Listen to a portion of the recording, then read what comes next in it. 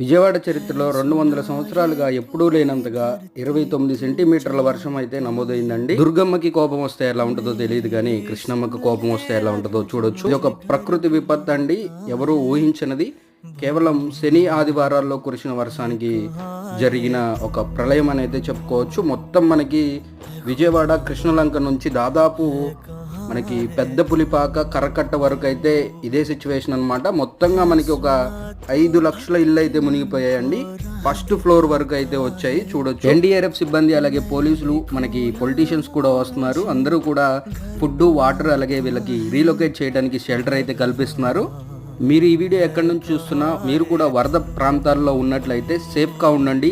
మీకు ఎన్డీఆర్ఎఫ్ సిబ్బంది వచ్చి మిమ్మల్ని సురక్షిత ప్రాంతాలకి తరలించే వరకు ఒకరికి ఒకరు హెల్ప్ చేసుకుంటూ ఇలాంటి సిచ్యువేషన్లోనే చాలా స్ట్రాంగ్గా అయితే ఉండాలి. ఇంట్లోనే ఉండండి, జాగ్రత్తగా ఉండండి. Take care. జై హింద్.